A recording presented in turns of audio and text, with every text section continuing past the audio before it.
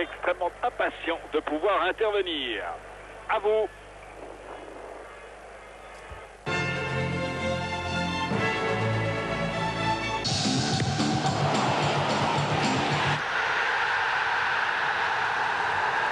Effectivement, retour ici à Genève sur le plateau en compagnie de nos invités, Pierre-André Schurman, l'entraîneur du Lausanne Sport, et Gérard Castella, l'entraîneur du Servette. J'aimerais vous écouter, messieurs, sur cette première mi-temps. Première réaction à chaud, Gérard Castella. Bon, c'est pas une mi-temps de très grande qualité. On est un petit peu déçu du spectacle parce qu'on s'attendait à un grand match. Je dirais que Manchester United, ils sont très ennuyés par l'organisation de Bayern, mais je crois que d'abord ils sont ennuyés par leur propre organisation. Avec les multiples changements de position entre Giggs, Beckham et puis Blomqvist, je crois que là, il y a un petit problème que l'entraîneur, normalement, il va régler à la mi-temps. Un petit peu déçu, Gérard Castella. Est-ce que vous êtes un petit peu déçu, Pierre-André Schurman? Je crois qu'il y avait une grosse attente par rapport à cette finale, avec deux équipes normalement portées assez sur l'offensive. Peut-être le but de Bayern Munich est venu peut-être trop vite dans le match. On voit un Bayern Munich qui est très solidaire, très agressif aussi. Je crois qu'il y a quand même une grosse différence. On voit beaucoup plus d'agressivité du côté de Bayern Munich. Et comme l'a dit Gérard, il y a un déséquilibre au niveau des lignes de Manchester. Je pense que c'est dû aussi par rapport à Giggs, de changement de position, de Beckham aussi. J'espère qu'on va avoir une deuxième mi-temps encore meilleure. Bon, on l'espère en tout cas. Je vous propose de marquer une petite pause publicitaire. On va revenir tout à l'heure, bien sûr, sur les meilleurs moments de cette première mi-temps entre le Bayern et Manchester. À tout de suite.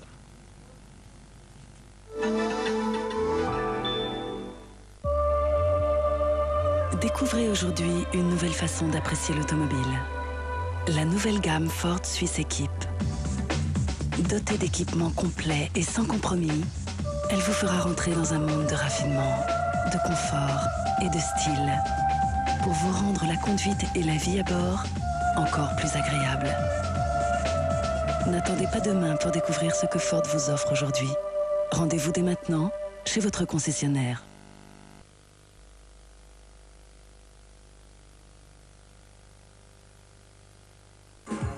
Nous, acteurs de l'économie suisse et supporters, nous croyons au succès de la candidature aux Jeux Olympiques Sion 2006 Switzerland. Avec votre aide et votre enthousiasme, nous ramènerons en Suisse la flamme olympique.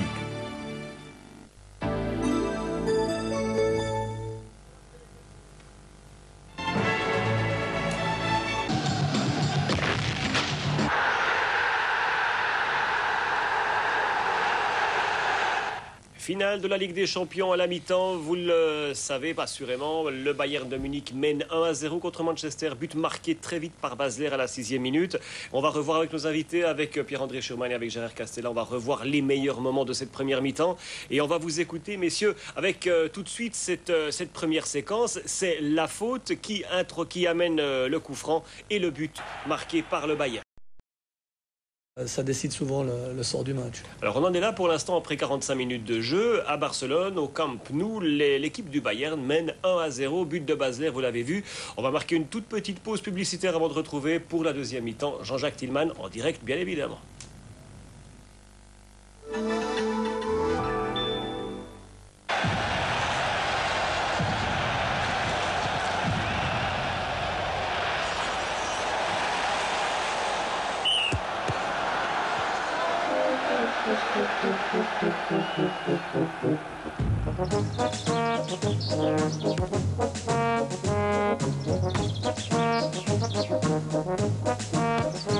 Il est plutôt rare qu'une partie de foot se passe comme ça. Pour cette raison, protégez-vous des blessures. Attention les articulations.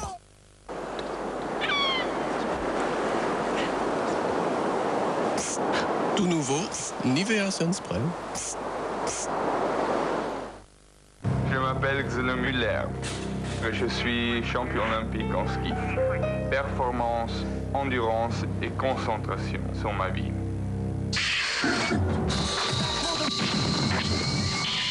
Champion est mon petit déjeuner. J'espère vivement que le 19 juin à Séoul, tout le monde soit pour Sion 2006.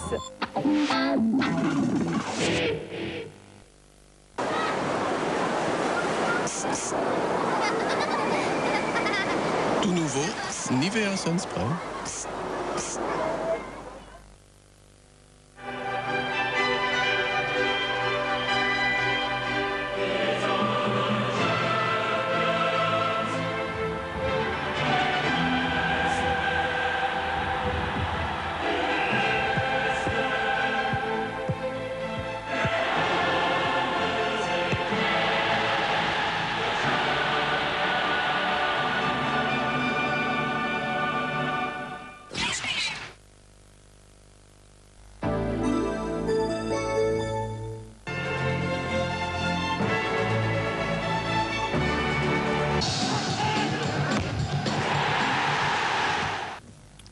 Voilà, nous sommes à la mi-temps. On va reprendre la deuxième période dans quelques secondes. On va retrouver tout de suite Jean-Jacques Tillman pour la deuxième période de cette finale de la Ligue des Champions. Je vous rappelle, après 45 minutes, le Bayern mène 1-0 contre Manchester. Jean-Jacques, on est un petit peu déçu ici sur le plateau de la tournure des événements et surtout de la qualité du jeu au cours de ces 45 premières minutes. Je suis content de voir que nous sommes lucides.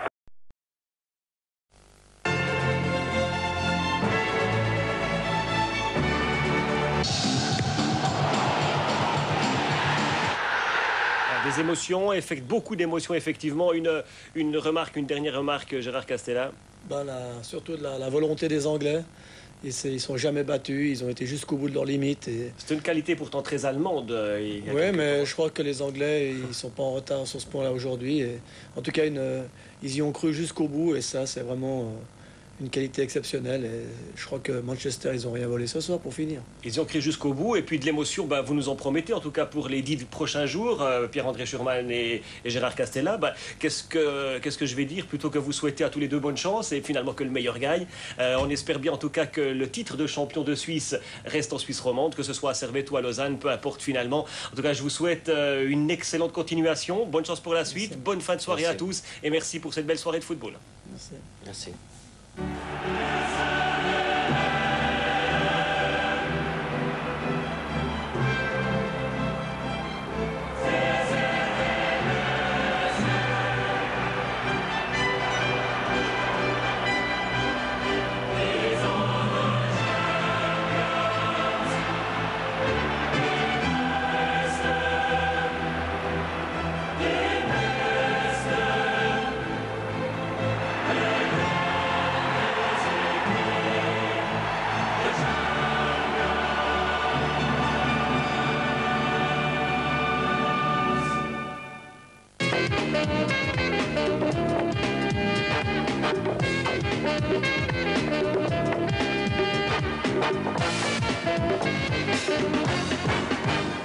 Mesdames et messieurs, bonsoir. Bienvenue pour le 41e tirage de la loterie suisse à numéro. Voici tout de suite les chiffres du tirage principal.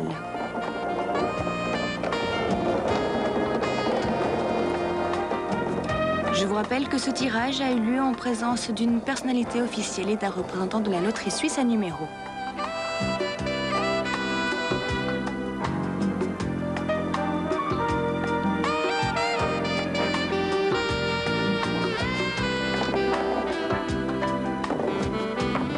Le 11, le 5, le 18, le 17, le 10, le 38 et le numéro complémentaire le 8.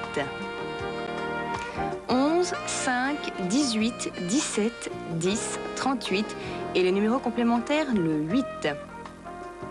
Il n'y a malheureusement pas de gagnant au premier rang, ce sera donc 401 514 francs qui seront remis en jeu dans la cagnotte de samedi.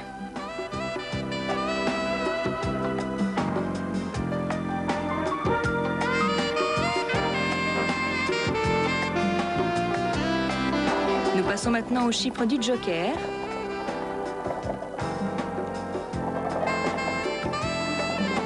Le 6, le 2, le 2, le 5, le 3 et le 7.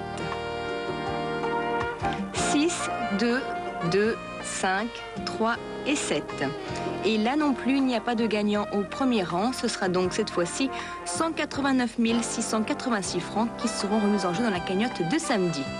N'oubliez pas de valider vos bulletins et puis bonne chance pour le prochain tirage qui aura lieu samedi. À très bientôt.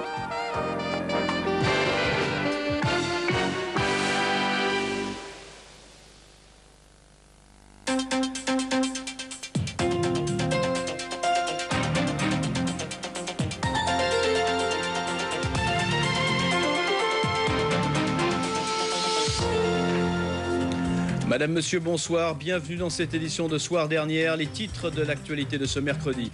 Le président yougoslave Slobodan Milosevic devrait être inculpé par le tribunal pénal international pour les crimes commis par son pays au Kosovo.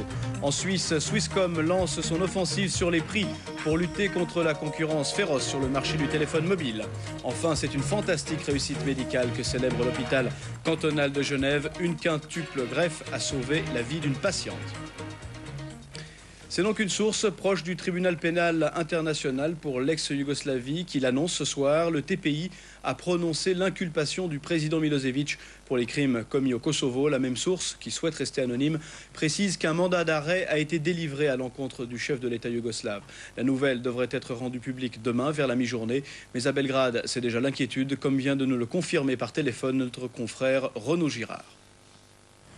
Les gens sont très inquiets parce que ça signifiera la fin de toute solution diplomatique possible, parce qu'il faut un interlocuteur pour signer cet accord de paix, et le seul interlocuteur ici, c'est le président yougoslave Slobodan Milosevic, celui-là même qui avait signé les accords de Dayton sur la Bosnie au nom même des Serbes de Bosnie. Et donc l'inquiétude prévaut ici, parce qu'on se dit que avec l'arrivée de 45 000 troupes autour du Kosovo, en Macédoine et en Albanie, on va vers une solution militaire, car les Serbes ne sont pas prêts à capituler, ce n'est pas dans leur tradition. Un miracle peut toujours arriver. Le miracle serait que Viktor Tchernomyrdin vienne bien à Belgrade demain matin, présente à nouveau ces 5 points de l'OTAN au président Milosevic, qu'il accepte ces 5 points, notamment après la concession qui a été faite par Stroop Talbot, le numéro 2 du département d'État américain, qui a reconnu que les Serbes pourraient garder des forces pour protéger leurs frontières et leur monastère au Kosovo, et que par enchantement, dans l'après-midi, on apprenne que le tribunal international de La Haye n'inculpe pas le président Milosevic de crimes de guerre. En Suisse, l'afflux massif des réfugiés en provenance du Kosovo crée une situation d'urgence qui appelle des mesures exceptionnelles. La nouvelle conseillère fédérale, Ruth Metzler, a nommé aujourd'hui un préposé chargé de gérer l'accueil des réfugiés. Christophe Chaudet. Ursa Dorn, 58 ans, c'est lui le nouveau préposé spécial pour le Kosovo. Vice-directeur de l'Office fédéral des réfugiés, le Lucernois sera désormais au centre de toutes les questions relevant des flux migratoires. L'homme n'aura toutefois pas de compétences décisionnelles ou politiques. Achille Casanova l'a rappelé, sa tâche sera d'abord celle d'un coordinateur. Coordonner au sein de l'administration fédérale et avec l'extérieur toutes les activités en relation avec le Kosovo et se rapportant à la migration. Ce préposé aura également la tâche d'assurer l'information du public, d'entente avec la chancellerie fédérale et les services compétents du département de justice et police. La nomination d'Ursa Dorn constitue la première décision importante de Ruth Metzler, la conseillère fédérale, qui examine par ailleurs d'autres mesures urgentes en matière d'accueil, de mesures sanitaires et de collaboration avec les cantons. Des mesures qui doivent répondre à l'afflux massif de réfugiés en provenance du Kosovo, notamment au sud du pays, comme ici, à la frontière de Chiasso. Sur le nombre de réfugiés à venir ces prochaines semaines, le Conseil fédéral se refuse pour l'heure à toute estimation. Le fait est que depuis le mois de janvier, plus de 15 000 réfugiés ont pu entrer en Suisse, soit avec un visa, soit en y déposant une demande d'asile. Le Conseil fédéral l'a dit à plusieurs reprises ces dernières semaines, la Suisse doit se préparer à accueillir un nombre important de réfugiés à ses frontières. Ce soir, par la nomination d'Ursa Dorn au poste de délégué à l'immigration, le gouvernement souligne une fois de plus l'urgence de la situation et tente peut-être par la même occasion de faire oublier ses zigzags en matière d'information depuis le début du conflit. Pour aider les familles kosovares à se réunir, le CICR a ouvert un site internet accessible en Suisse, bien entendu, mais aussi sur place, dans les camps de réfugiés, pour tous ceux qui cherchent à retrouver un proche disparu. Yves Maga. Depuis le 19 mai, le Comité international de la Croix-Rouge fait fonctionner ce site sur le web. C'est à la fois un outil de recherche pour localiser des réfugiés albanais et serbes du Kosovo, ainsi qu'une messagerie électronique pour leur écrire. Bonjour. Cet Albanais du Kosovo vit en Suisse. Depuis plus de 2 mois, il n'a plus de nouvelles de sa famille restée au pays. Alors, racontez-moi. Ici, à l'Université albanaise de Genève, il espère en trouver. Des volontaires remplissent avec lui un formulaire de recherche. Attendez. A-L-I-I-I-J-I-J-U.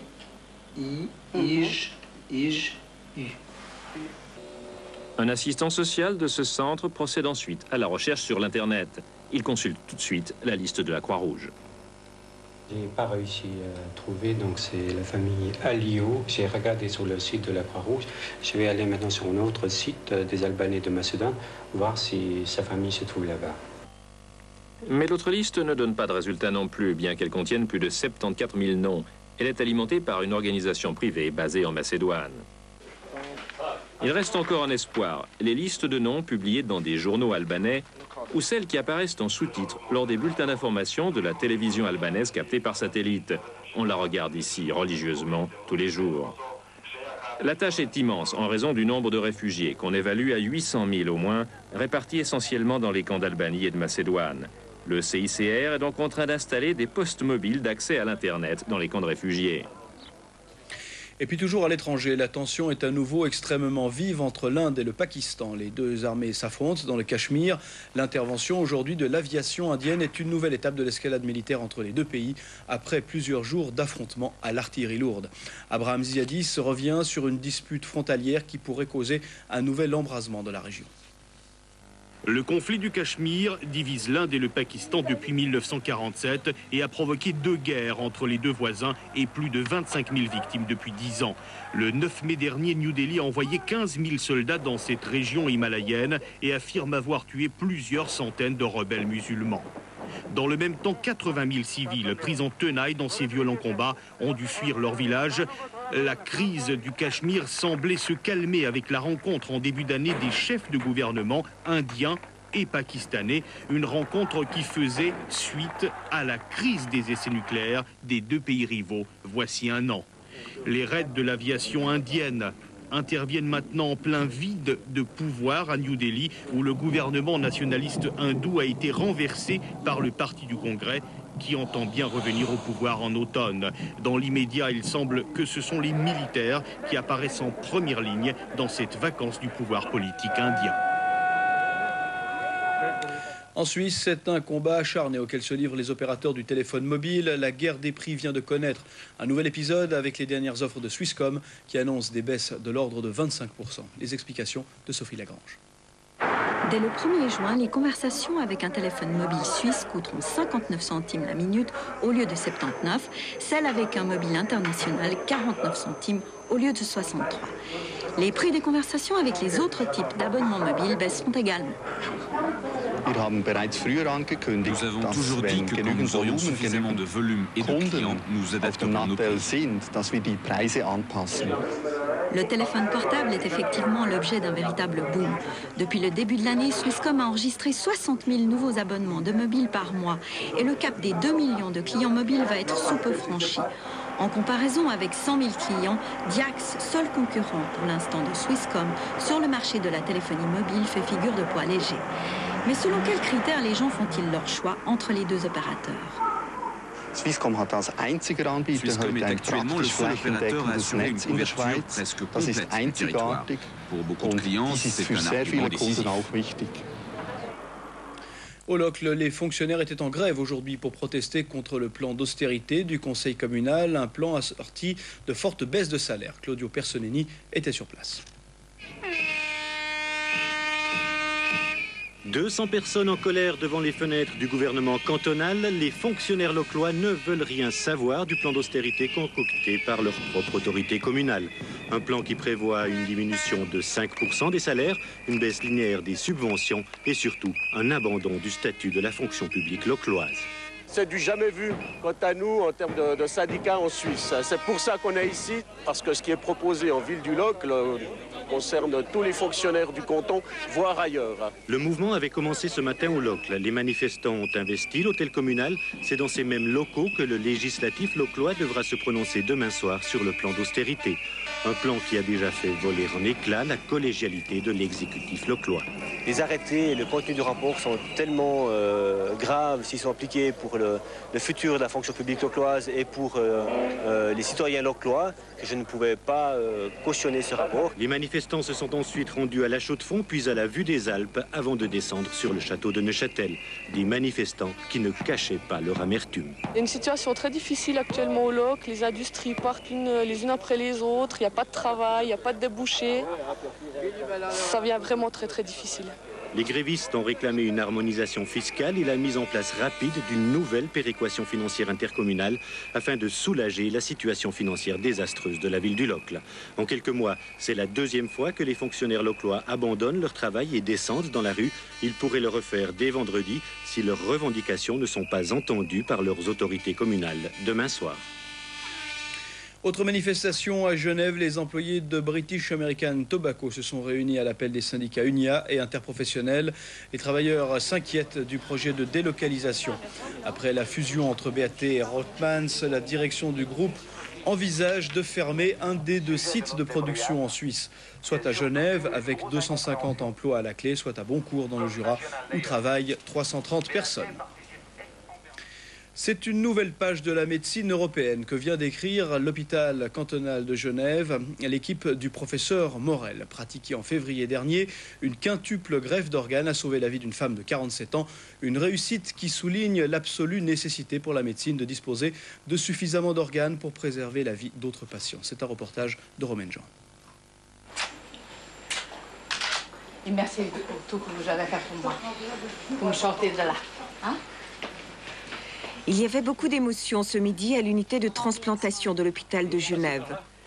Maria Schaller, accompagnée de son fils, a quitté aujourd'hui cette chambre où elle a été accueillie il y a 1 an. Elle souffrait alors d'une tumeur des tissus très rare qui l'a condamnée à des souffrances terribles et surtout à une mort certaine, jusqu'à ce 16 février. Le professeur Morel arrive, il a dit c'est le moment, on part. J'ai dit mais je crois pas, c'est tellement vite que je croyais plus. C'était tellement longtemps que j'attendais que je dis, je ne crois plus pour finir. Mais finalement, j'ai dit, j'ai la chance. J'ai quand même eu la chance. Maria Schaller a bénéficié ce 16 février d'une quintuple greffe d'organes, duodénum, intestin grêle, rein, foie, pancréas, une opération de 25 heures. C'est une opération merveilleusement réussie et c'est une histoire qui se termine très bien puisqu'elle va pouvoir retourner à la maison avec son fils en ne souffrant plus du tout des douleurs qu'elle avait auparavant, en n'ayant plus cette tumeur qu'elle avait dans le ventre et en retrouvant une espérance de vie normale et surtout une très bonne qualité de vie. Opération réussie grâce au don d'organes.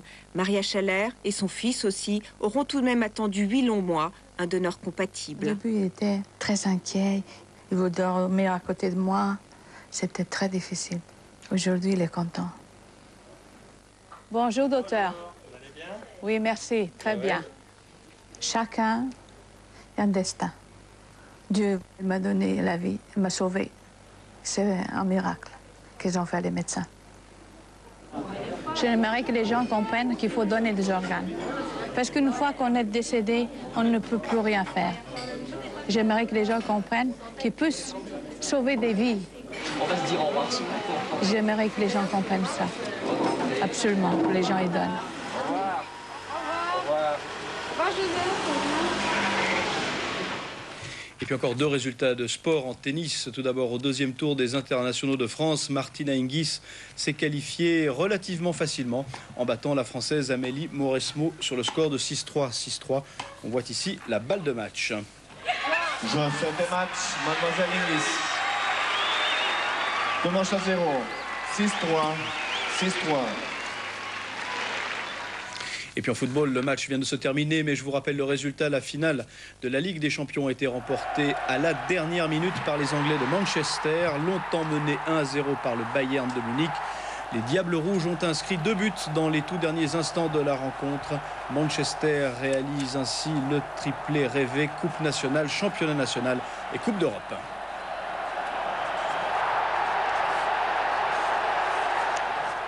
Et voici maintenant notre revue de presse quotidienne. L'essentiel de ce qui nous attend dans les kiosques demain est dévoilé et commenté par Jacques-André Widmer.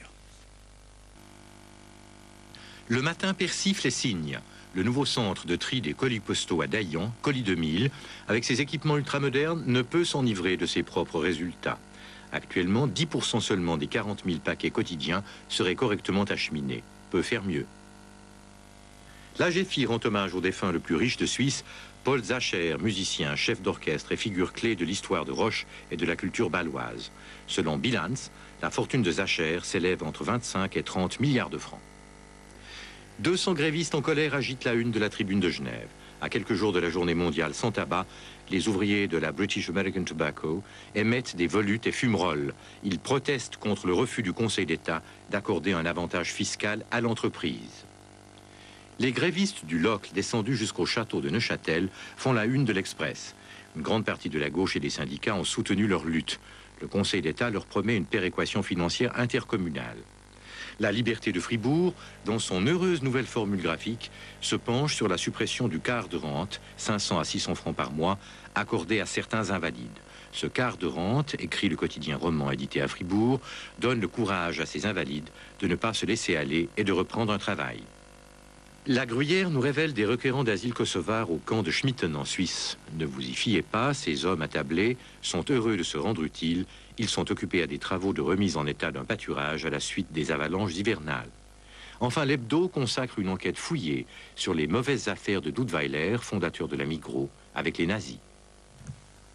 Avant de passer aux prévisions du temps, il faut signaler qu'en Suisse alémanique, les risques d'éboulement sont toujours importants après les pluies diluviennes de la semaine passée. Ce matin, 3000 mètres cubes de terre ont glissé sur la route et dans le lac des 4 cantons. À Bergstrutzbauen, une personne est portée disparue et la route restera fermée plusieurs jours. Et voici donc les prévisions de Météo Suisse pour ces prochains jours. Elles sont présentées ce soir par Philippe Jeanneret. On prend les mêmes et on recommence. Demain matin avec un soleil qui passera tranquillement en toute région et l'après-midi avec des cumulus qui bourgeonneront sur les reliefs. Comme aujourd'hui, ils ne donneront que peu d'activité, juste quelques orages isolés en soirée. Les températures en profiteront pour grimper de quelques degrés. L'après-midi, il fera de 25 à 28 degrés sur le plateau, 26 au sud, 30 en Valais, ce sera le maximum. Les vents, eux, seront généralement faibles. Vendredi et samedi, peu de changements. La tendance orageuse sera modérée, soleil et chaleur seront encore de la partie. On devrait même gagner quelques degrés. Profitez-en, dimanche, ce sont finalement les orages qui prendront le dessus en fin de journée. Lundi, les perturbations atlantiques devraient même revenir sur nos régions. Mais cela reste à confirmer, nous dit Météo Suisse. Voilà, mesdames, messieurs, c'est la fin de cette édition. Merci de l'avoir suivi. Demain, Jérôme Hugentobler vous présentera les premières informations de la journée à 12h30 dans TJ Midi. Je vous souhaite une très bonne fin de soirée à tous. Bonsoir.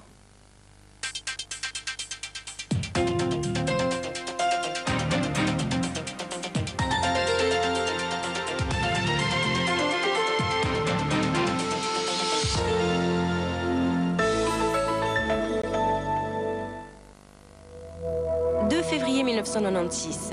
Vêtu d'un costume de western, il pénètre dans la Frontier High School de Moses Lake, dans l'État de Washington. Ouvrant le feu, il y fera un véritable carnage. Son nom, Barry Loukétis, un adolescent d'à peine 15 ans. Avec l'affaire Loukétis, Dossier Justice ouvre une nouvelle série consacrée au dernier grand procès américain. Captivant, parfois incroyable. Dossier Justice, vendredi, sur TSR1.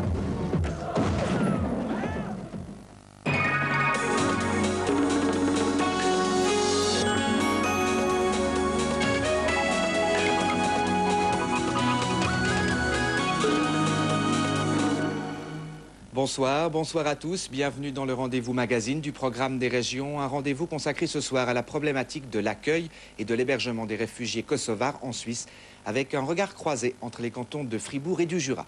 Mais avant cela, je vous propose un bref aperçu en images des principaux titres de l'actualité. Les fonctionnaires du Locle en grève pour défendre leur statut. Ils contestent les mesures d'économie drastiques envisagées par la ville neuchâteloise. Débrayage aussi des employés de la British American Tobacco à Genève. Ils demandent au canton de tout faire pour éviter une délocalisation à bon cours. Une vache dopée à l'insu de son propriétaire, c'est l'incroyable mésaventure d'un agriculteur de Corcelles. Ce sont aussi des tonnes de lait contaminées.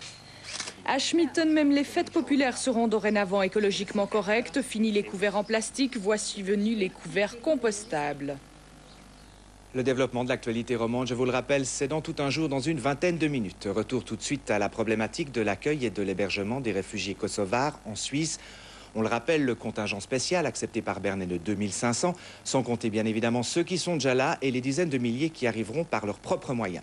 Une fois qu'ils ont passé dans les centres d'hébergement de la Confédération, les centres d'enregistrement, les réfugiés sont répartis dans les cantons, à eux de les loger.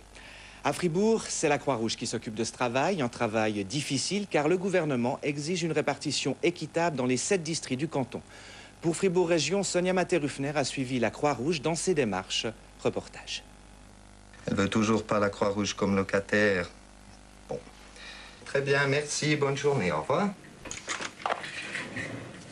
Comme tout le monde, la Croix-Rouge épluche les petites annonces pour trouver des logements. Mais ce que cherche Luc Desvaux, ce sont des logements pour des requérants d'asile. Et là, le pari n'est pas gagné d'avance. Je suis actuellement en train de chercher en particulier de grands appartements, à savoir des 4,5 ou 5 pièces et demie, vu qu'on s'attend à l'arrivée de grandes familles du Kosovo. C'est parfois surprenant selon le type d'immeuble en particulier. Hein. C'est clair que si on va dans les quartiers périphériques de la ville à forte population étrangère, c'est des fois un peu surprenant d'entendre qu'ils ne veulent pas la Croix-Rouge comme locataire et pas de requérants d'asile par conséquent. Pourtant, des solutions existent, comme ici à Nérivu, où la Croix-Rouge dispose de cet immeuble depuis 6 mois. Ça, c'est la maison idéale pour loger des requérants d'asile, parce qu'elle est d'un aspect pas trop neuf, ça ne choque pas trop la population. Et là, tous les jours, on leur apprend les rudiments de la façon de vivre en Suisse.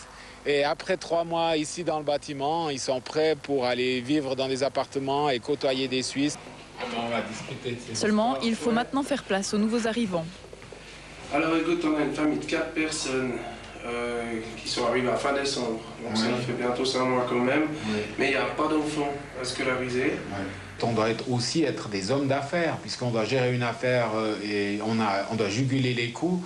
Donc on a aussi une action à faire à ce niveau-là. On n'est pas totalement humanitaire. La Croix-Rouge ne sait pas encore combien de requérants d'asile elle attend pour le canton de Fribourg. Dans le flou, elle ne parle plus seulement d'immeubles ou d'appartements, mais d'abris de protection civile et de camps militaires.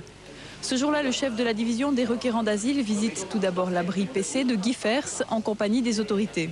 La meilleure chose, ce serait qu'on puisse trouver quelque chose qui est au-dessus de la terre. Mais si je compare maintenant un peu ça à ce qu'on a déjà vu jusqu'à maintenant, ça me semble quand même être un endroit assez apte pour accueillir beaucoup de monde. Toujours en Saint-Gine, district pour l'instant peu doté en requérants d'asile, Théo Stélé visite le camp militaire du Lac Noir. C'est beaucoup plus spacieux que les abris de protection civile. Ah oui, ah oui. Il y a beaucoup de travail pour l'entretien. Non, je veux dire, il y a assez de travail aussi pour occuper les personnes. Ici, on a donc la possibilité d'être au-dessus de la terre. Je trouve un tout grand avantage. Mais de l'autre côté, il faut quand même voir, est-ce que ça, c'est vraiment une réserve d'urgence ou bien est-ce que nous devons prendre ces abris qu'on a vus.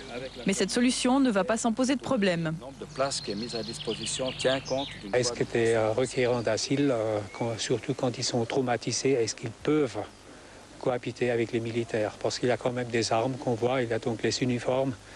Je ne sais pas comment ça va aller. Ça, c'est une question où il faut vraiment réfléchir comment on peut résoudre ce problème. Avant de trouver des lieux d'habitation, la Croix-Rouge veut s'assurer que les autorités tirent à la même corde qu'elle. C'est pour cette raison que son président rend visite au préfet de la Veuvez et à la syndic de Châtel-Saint-Denis. Je crois qu'on doit, entre guillemets, même si c'est malheureux de dire ainsi, mais profiter de l'affect que représente la crise du Kosovo, qui permet d'aborder la population, je dirais, de manière différente. Mais il faut, les locaux, c'est nous qui les assumons. Les frais scolaires, tout, c'est la commune qui assume. Il faut le reconnaître, les frais scolaires liés à la scolarisation des enfants, c'est la commune. On se rend compte de l'intérêt et de la volonté surtout du préfet de faire participer l'ensemble de sa région à la résolution de cette problématique, plus de difficultés et peut-être un peu moins de compréhension de la part de la syndic du chef-lieu. Si un jour on apprend qu'il y a un seul requérant qui doit passer la nuit dehors parce qu'on ne lui a pas trouvé un toit pour la nuit, c'est un scandale et c'est normal, ça serait un scandale et on devrait l'assumer. Nous ne pouvons pas relâcher la pression et ce type de sensibilisation est tout à fait indispensable et à poursuivre. Quels que soient les logements mis à disposition, les requérants d'asile ne pourront les occuper que 3 mois. Passé ce délai, ils seront devenus des réfugiés et d'autres organismes les prendront en charge. Michel Simon, bonsoir. Vous êtes responsable de l'accueil des demandeurs d'asile dans le canton du Jura. Alors, combien est-ce que de personnes en provenance du Kosovo vous allez devoir accueillir? Bonsoir. Selon les renseignements obtenus de l'ODR, la Suisse doit s'attendre à accueillir environ 60 000 personnes. Et pour 1999, le canton du Jura devra donc accueillir 600 personnes, soit son quota d'arrivée, 1%. Et vous allez les loger où? Dans des appartements ou dans des centres? Alors, ces personnes proviennent de centres d'enregistrement. Ils arriveront dans nos centres de premier accueil pour être ensuite dispatchés, pour être ensuite redistribués dans les districts de Porrentruy et de Lémont. Et vous avez assez de place dans ces centres ou est-ce que vous manquez de place? Alors, avec le début du conflit du Kosovo, nous avons loué un nombre plus important de logements pour libérer des places de centre et avoir une disponibilité lors d'arrivées massives. Et est-ce que vous avez aussi des offres de la part de privés pour accueillir des gens chez eux? Là, avec l'effet Kosovo, il est certain que des propriétaires privés s'approchent de notre association et nous offrent des possibilités d'hébergement et d'assistance. D'accord. Eh bien, écoutez, merci beaucoup pour ces précisions. Bonne fin de soirée. Merci. Tout autre chose maintenant, puisque c'est l'heure d'ouvrir notre agenda sorties et découvertes. À l'affiche ce soir de la peinture et des livres pour les petits et pour les grands.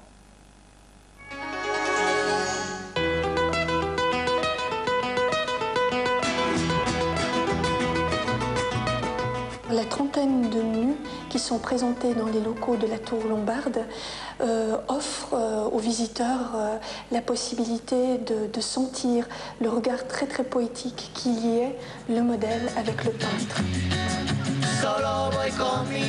Beaucoup de ces nus témoignent d'une grande poésie et d'une grande sensibilité. L'exécution de nus était très peu connue parce que, en fait, le peintre avait beaucoup de pudeur par rapport à ses modèles et de son vivant, il ne souhaitait pas que ses œuvres soient exposées. À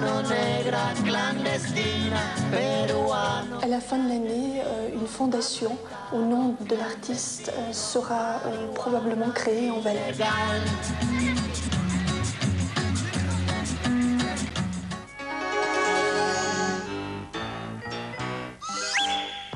Le guide Kids est un guide d'escapades en famille qui répertoire toute une série d'escapades à faire en famille dans toute la Suisse romande. Il y a des musées, des balades, des randonnées avec des mulets à Dodan ou avec des lamas, avec des nuits, par exemple des nuits sous un tipi. Nous avons cherché de donner le plus d'informations possible et de montrer la diversité aussi des activités et des loisirs que l'on peut faire en famille en Suisse romande.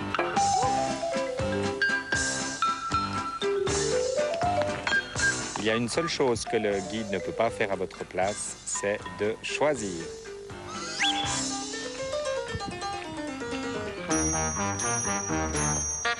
Quand l'ama est content, lui toujours faire balade.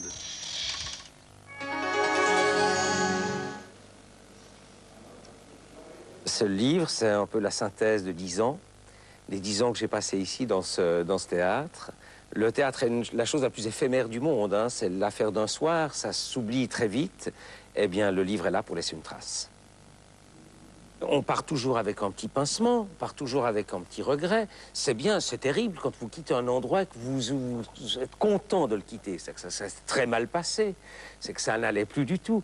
Donc, comme ça se passe très bien, il y a un tout petit pincement quand même quant au moment du départ. Mais je crois que c'est bien aussi de partir quand la situation est une situation heureuse, équilibrée, qui a un public satisfait.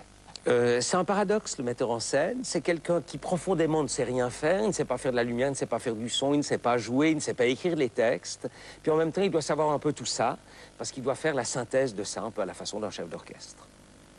Dans quelques instants, vous retrouverez Sophie Salin, un peu déstabilisée, un peu émue pour le bulletin météo. Puis ce sera Isabelle Biolay pour le tour d'horizon de l'actualité romande. Très bonne fin de soirée à tous. Au revoir et à demain.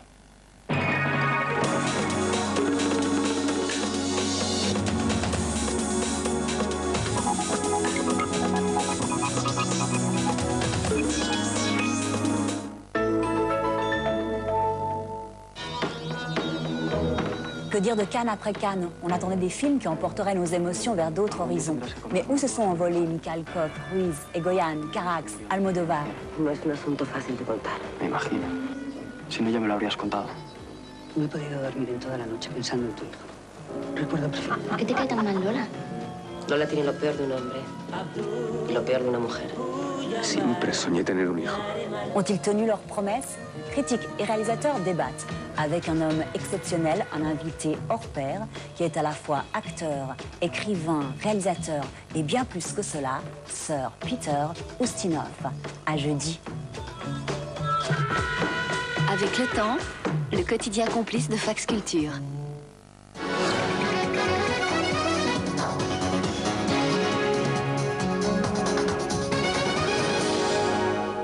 Madame, Monsieur, bonsoir. Merci d'être fidèles au rendez-vous de l'actualité romande, une actualité marquée aujourd'hui par les conflits sociaux. Ainsi, les 190 fonctionnaires de la ville du Locle étaient en grève pour protester contre les mesures d'économie drastiques envisagées par la ville. On le sait, la ville du Locle est dans une situation financière très précaire. Principale pierre d'achoppement, l'abolition du statut de la fonction publique. Reportage Denis Monnier, François Genet. Pas question de sabrer encore les salaires, les subventions communales, pas question surtout de toucher à la fonction publique. Les employés de la ville du Locle n'ont pas été consultés sur le plan d'austérité qui leur est proposé. Aujourd'hui, ils expriment leur ras-le-bol. Même un membre du conseil communal a brisé la collégialité de l'exécutif pour se montrer solidaire des grévistes. J'ai effectivement décidé de montrer publiquement que je ne pouvais soutenir cette démarche, qui serait un retour de 30 ans en arrière au niveau des conditions de travail et notamment avec la suppression du statut qui est totalement inacceptable. Que les propositions de l'exécutif sont trop brutales et peuvent, à juste titre, être considérées par les employés de la ville comme des attaques frontales. L'exemple du Locle pourrait faire boule de neige. Les grévistes ont donc aussi défilé à la Chaux-de-Fonds, franchi la vue des Alpes avant de descendre sur le château de Neuchâtel. Une aberration dans la façon de gérer cette commune, puis aussi une aberration du canton aussi, de ne pas activer cette péréquation financière. À Neuchâtel, les grévistes ont réclamé une nouvelle péréquation financière, une meilleure équité fiscale. Les villes du Haut souffrent d'un manque à gagner important, puisque tous les millionnaires de ce canton se sont réfugiés dans le bas, là où les conditions d'imposition sont nettement moins élevées qu'ici dans le canton. Donc il faut répartir ces richesses. Le programme d'austérité sera débattu demain devant le législatif loclois. La pression exercée par les grévistes promet un chaud débat, à moins que la question ne soit renvoyée en juin. À Genève, ce sont les employés de la British American Tobacco qui ont débrayé aujourd'hui, ce matin, pendant 2 heures. C'est la possible délocalisation de l'entreprise à Boncourt, dans le Jura, qui les inquiète. Ils demandent au canton de tout faire pour maintenir les 250 emplois à Genève. Claudio Zamperini. Nous ne comprenons pas que le gouvernement genevois ne nous aide pas ou ne montre pas un peu du doigt en notre faveur. C'est pour cette raison que les 250 employés de l'entreprise British American Tobacco à Genève ont débrayé ce matin. Ils craignent que le site de production genevois soit délocalisé à Boncourt, dans le Jura. La direction de la multinationale a en effet décidé de centraliser la production dans une seule usine. Et les raisons fiscales pourraient faire la différence. La pression fiscale va être énorme. Donc c'est pour ça que nous sommes aujourd'hui, pour essayer d'obtenir une réduction fiscale de la part des autorités genevoises. Cette réduction mettrait le site genevois sur pied d'égalité avec l'entreprise jurassienne. Mais le pacte de non-agression fiscale signé la semaine dernière par les cantons de Genève, Jura et Vaud la rend impossible. Les chances de maintenir le site de production à Genève paraissent minces. Claudio Zamperini a recueilli la réaction de Micheline Calmiret, la chef des finances genevoises.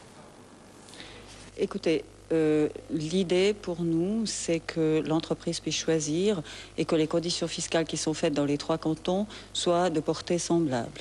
C'est-à-dire que l'entreprise puisse choisir en fonction d'autres critères que des critères purement fiscaux.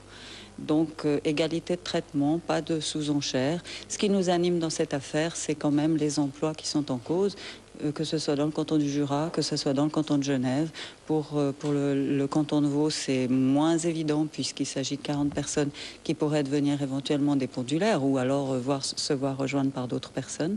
Mais en tout cas, pour ce qui concerne Jura et Genève, c'est important du point de vue des emplois et c'est ce souci-là qui nous anime. Marie-Thérèse Engelbert se démissionne de tous ses mandats politiques, tant au niveau municipal que cantonal. L'ancienne directrice de l'école de soins infirmiers du Bon Secours de Genève dit vouloir préserver sa famille de pression qu'elle juge injuste. La démocrate chrétienne genevoise est l'objet d'une enquête administrative pour avoir obtenu un prêt contesté de l'institution qu'elle dirigeait. Elle réaffirme aujourd'hui n'avoir commis aucune irrégularité.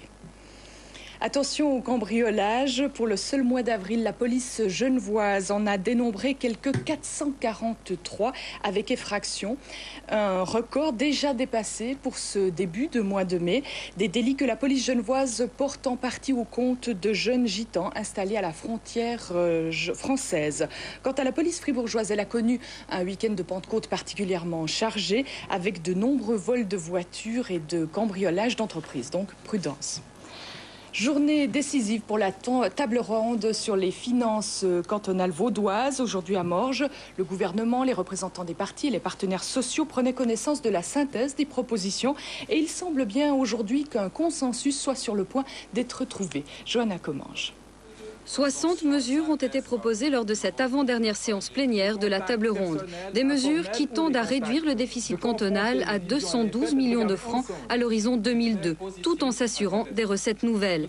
Il n'y aura pas que des coupes, mais aussi à part égale de l'argent qui rentre dans les caisses. C'était une condition nécessaire pour recueillir l'adhésion de la gauche modérée.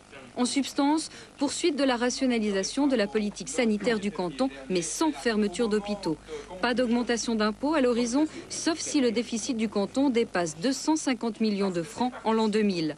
Introduction de 2 nouvelles classes pour l'impôt sur le revenu et correction de l'effet du quotient familial par plafonnement. Tout à droite, on a donc revu ses ambitions à la baisse. Quant au POP, une nouvelle fois, il a claqué la porte, ne souhaitant pas cautionner ce qu'il juge comme un consensus au détriment des plus démunis. Il semble que cet effet de manche ne suffira pas à faire capoter une table ronde aujourd'hui sur les rails de l'adhésion. Décision le 3 juin. Pour rénover sa station d'épuration, Neuchâtel n'a pas fait les choses à moitié. 30 ans après sa première mise en service, sa station d'épuration répond dorénavant aux normes les plus sévères. Des travaux d'envergure entrepris sans interrompre le fonctionnement de la station. Antoine Berthoud. 34 millions au lieu des 38 prévus, c'est un premier bon point. Une station sans odeur, c'est un soulagement pour le voisinage et un plus important pour ceux qui y travaillent.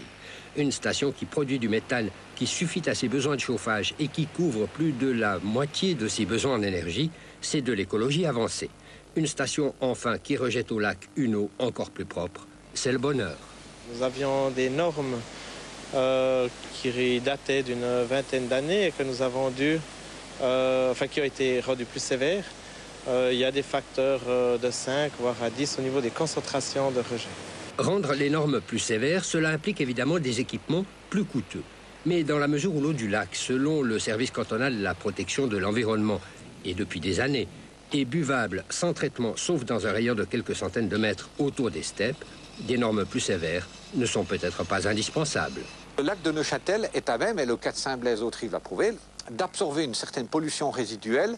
Alors, assainir les stations d'épuration parce qu'elles avaient vieilli, ça c'était nécessaire. Mais il est probable qu'on aurait pu se contenter d'un niveau d'épuration qui soit inférieur et de moindre qualité par rapport à ce qu'on a, ce qui est très bien, mais ça aurait coûté effectivement moins cher. Et quelques pourcents d'économie lors de la rénovation de toutes les stations d'épuration du canton, c'est toujours bon à prendre, étant donné l'état des finances des communes, des cantons et de la Confédération. Qui dit fête populaire dit souvent montagne de déchets. La plupart du temps, les repas sont servis dans des couverts en plastique ou en carton, ce qui n'est pas très écolo. À Schmitten, dans le canton de Fribourg, on y est très sensible. On a cherché une solution. Elle sera inaugurée lors du prochain marché annuel. Sonia Maté-Ruffner. Le marché de Schmitten, c'est chaque année en septembre une centaine de stands qui s'installent dans ce quartier. Une centaine de stands et des milliers de visiteurs qui mangent sur place et laissent derrière eux des monceaux de déchets. Cette année, la vaisselle employée ne polluera plus. Ça se présente comme les autres vaisselles en plastique. On voit pas de différence, mais tout ça est compostable. L'option prise par le comité d'organisation du marché est un peu plus coûteuse que la vaisselle en carton. Mais à la commune de Schmitten, on est sensible aux arguments écologiques. C'est aussi pour ça que le conseil communal a dit de soutenir cet pilote projet et puis de payer les frais qui sont plus hauts qu'avec le matériel en plastique. En tout, c'est 1 400 francs que la commune saint-ginoise versera pour ce geste écologique. L'avantage pour la commune de Schmitten, c'est de montrer un chemin comment une commune peut faire des avantages dans la diminution des déchets. Ainsi, à Schmitten en septembre, c'est au compost qu'on fera la vaisselle après le marché. C'est une étrange affaire qui a pour cadre le village de Corcelles dans le Jura bernois. Une vache a été dopée à l'insu de son propriétaire. Conséquence directe, tout un camion de lait a été contaminé. Un geste de malveillance qui n'est pas le premier du genre. Reportage Pascal Bourquin. C'est dans ce pâturage que Manon a été traitée aux antibiotiques à l'insu de son propriétaire. Résultat, son lait a contaminé les 10 000 litres du camion collecteur de dimanche. Le propriétaire espère que son assurance paiera les 10 000 francs de dégâts, comme elle a déjà payé les 10 000 d'il y a 3 ans et les 20 000 de l'automne dernier. 3 fois le même scénario. L'agriculteur est convaincu que quelqu'un a inoculé des médicaments à ses bêtes afin de lui porter préjudice. C'est clair, c'est la confirmation que quelqu'un m'en veut. La réussite de Patrick Beugly ne plaît peut-être pas à tout le monde. Les jaloux affirmeront que l'agriculteur a lui-même commis des maladresses dans la manipulation des seringues. Mais 3 fois, ce serait beaucoup. Et l'automne dernier, alors que toutes les vaches étaient en période de lactation, le vétérinaire avait constaté la présence de substances destinées au tarissement. Ce qu'un agriculteur n'emploie jamais durant la lactation. Donc je ne pense pas que ça soit dû à une maladresse. Il s'agirait donc de gestes volontaires, d'une sorte de querelle, ce qui ne serait pas nouveau dans le milieu. Non, je crois qu'entre paysans, il y a toujours eu un peu des différends. Mais disons, quant à s'en prendre au bétail, je trouve quand même que ça va un peu loin. Et puis ça m'inquiète, franchement, ça m'inquiète vraiment. Plainte a été déposée. Bonjour l'ambiance, le jour où la police commencera d'enquêter dans les fermes. Le Cœur de Sion abrite un atelier de couture très particulier. Il fabrique exclusivement des vêtements de ramoneurs. C'est le seul de Suisse romande. Il vend ses productions dans toute la Suisse, mais aussi à l'étranger. Yves Bussard. Nous sommes ici dans une entreprise unique en Suisse romande. Un atelier de prêt-à-porter pour ramoneurs. Et c'est une femme qui le dirige, Marianne Fumeau. Pour elle, les ramoneurs, c'est une histoire de famille. Ça fait 70 ans. Donc c'est mon grand-père qui a commencé à l'époque à Saint-Gall avec une grande entreprise. Ensuite sa fille a repris et je suis la petite fille qui continue. À ses côtés, 8 employés qui confectionnent 7000 pièces par année. Ici, on trouve tout pour habiller l'homme en noir de la tête aux pieds. Cela va des chaussettes en passant par les sous-vêtements jusqu'au chapeau clap. Au total, 250 articles sont en vente. Quant à la production maison, elle concerne principalement les vêtements. L'entreprise livre dans toute la Suisse et exporte 3% de sa production. Il faut 1 heure pour confectionner une veste. Son prix varie entre 100 et 300 francs. La qualité a son prix et ses secrets. Il y a des petits secrets qui restent en famille. Donc il y a peut-être des secrets de coupe. Et puis donc des secrets aussi dans les compositions de tissus, parce que ces tissus, il faut qu'ils soient vraiment résistants aux acides, parce que sinon, s'ils ont des trous très très rapidement.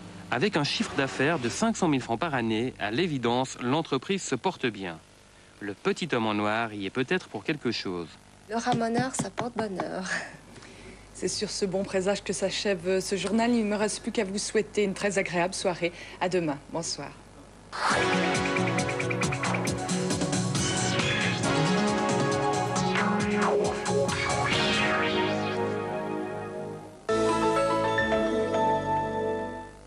Tu veux bien qu'on s'embrasse encore? C'est grave, l'adultère, comme péché. On peut pas avoir une sexualité saine si on est catholique. New York et l'Irlandaise, chronique familiale où l'émotion trinque avec le talent. Bon anniversaire. Évidemment que c'est ingérable, un truc pareil. Les frères Macmillan dans Cinéma et Petit mensonge entre frères dans Nocturne. Honneur au jeune réalisateur Edward Burns, vendredi sur TSR2.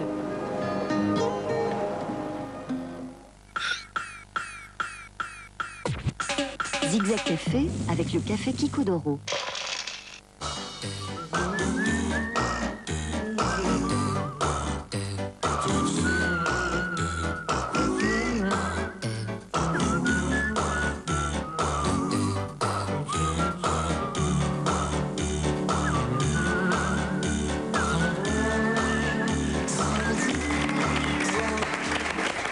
Mesdames, Messieurs, bonjour. Bienvenue à Zigzag Café. Zigzag Café consacré, titre générique de la semaine, à des familles nombreuses. Une famille nombreuse, c'est en particulier la famille de Monsieur et Madame Kuhn.